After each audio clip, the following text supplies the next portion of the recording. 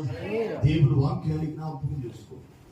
ఆయన మాట్లాడుతూ అంటున్నాడు, ఈ లోకములైనను లోకములో ఉన్న వాటినైనను ప్రేమింపకుడి.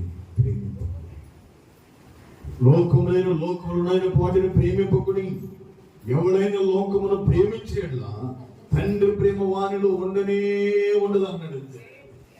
ఏంటయ్యా లోకాన్ని ప్రేమించొద్దు అంటున్నాడు? ఈ లోకంలో ఏమున్నాయి అంటే క్రింద మాట్లాడుతున్నాడు, లోకంలో ఉన్నదంతయు అనగా శరీరాశయం, నేత్రాశయం, జీవపు డంబమును తండ్రి వల్ల పుట్టినవి కాదు, అవి లోక సంబంధమైనవి. దేవుని స్తోత్రం చెప్తున్నా. హల్లెలూయా. దేవుడు వాక్యాన్ని జ్ఞాపకం చేసుకోవాలి. లోకంలో ఉన్నదంతయు అనగా శరీరాశ. ఈ లోకంలో ఏముందంటే శరీరాశ ఉంది. పిల్లలందరూ జ్ఞాపకం చేసుకోవాలి. ఈ శరీరాశను నెరవేర్చుకోవడానికి మీరు యవనస్తులు ఎంత చెడిపోతున్నారు. మీరు తమ దేహాలను అప్పగించుకుంటూ పిల్లల భయంకరమైన స్థితిలోని వెళ్ళిపోతున్నారు. అంతేనండి. పిల్లల శరీరాశ ఉంది లోకంలో. రెండవది నేత్రాశ ఉంది.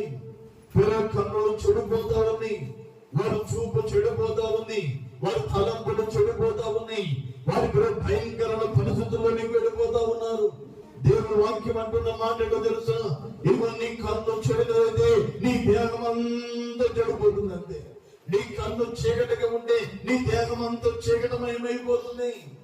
మీరు లోకాశలతో నిండిపోయి, మీరు భయంకరమైన పరిస్థితుల్లోనికి వెళ్ళిపోయి, మీరు భయంకర విపత్తుల్లోనికి వెళ్ళిపోతున్నారు. అంతేనండి.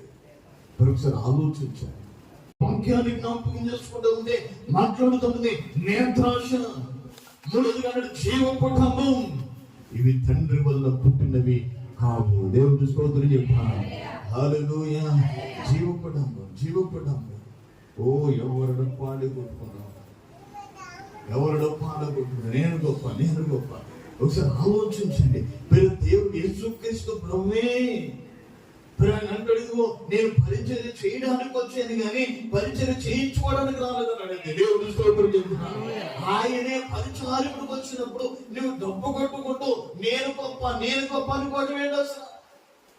దేవుని దగ్గర ఎవరు గొప్ప కాదు, ఒకరికంటే ఒకరు యోగ్యులను ఎంచుకోవాలంటే. దేవుని స్తోత్రం చెప్తున్నాను. ఒకరికంటే ఒకరు యోగ్యులను ఎంచుకోవాలి. అప్పుడే తండ్రి యొక్క సహవాసంలో చేర్చబడతాం. అప్పుడే దేవుని యొక్క చిత్తాన్ని నెరవేర్చగలము. కానీ మన జీవితం ఎలా ఉంటున్నాం? జీవపు డంబం ఇంకా ఉందా? నేను గొప్ప అనుకుంటూ దేవునికి దూరం అయిపోతున్నావా? ఒకసారి జ్ఞాపకం చేసుకో.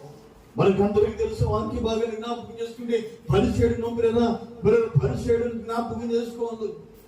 సుంకరిని జ్ఞాపకం చేసుకుంటే పరిచయుడు అడుగు. నేను చూడడానికి కాదు, నేను అన్యాయస్తుడని కాదు, నేను వ్యభిచారాన్ని కాదు, ఇక అందరూ వాటి కాదు, ఈ సుంకర వాటిని కూడా కాదు అని వారానికి 2 రోజులు ఉపవాసం ఉన్నా, ఇగో 10 వంతంత క్రమంగా చెల్లించేస్తున్నా అని తన డబ్బు దారి కొట్టుకుంటా ఉన్నాడండి.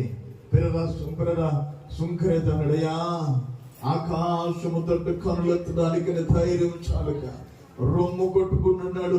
పాపిని నన్ను కరుణించు నాయన. దేవుని స్తోత్రం చెప్తున్నాను. పాపిని నన్ను కరుణించు ప్రభు అని రొమ్ము కొట్టుకుంటా ఉంటే దేవుని వాక్యం అంటే అతడి కంటే ఇతడు నీతిమంతుడిగా తీర్చబడను. దేవుని స్తోత్రం చెప్తున్నాను. అతడి కంటే ఇతడు నీతిమంతుడిగా తీర్చబడ్డాడండి. మరి మనం ఎలా ఉన్నాం? ఒకసారి ఆలోచన చేసుకో. దేవుని ఎదుట నీతిమంతులుగా తీర్చబడగలుగుతున్నామా? నీతిమంతులుగా లేకుండా ఉన్నామా? ఓ జీవపు డంబం మనలో ఉంది. దేవునితో సహవాసం చేయలేకపోతున్నామా? ఒకసారి ఆలోచించాలి. ప్రార్థన చేసే వ్యక్తి అండి 0కి వచ్చేస్తారు, తగ్గించేసుకుంటారు. వాక్యం చదివి ప్రార్థన చేసేవాడు తగ్గించేసుకుంటాడండి. నేను వాళ్ళకంటే నేను గొప్ప అనుకోడు, నాకంటే వారే యోగ్యులు అనుకుంటాడు. దేవుడు స్తోత్రం చెప్పాడు. నాకంటే వారే యోగ్యులు అనుకుని నాకు నరకెక్కడ చెడిపోయింది, నేను ఎక్కడ దేవునికి తొలగిపోయాను అలా చూసుకుని మరలా సరి చేసుకుంటాడు. దేవుని స్తోత్రం చెప్పాడు.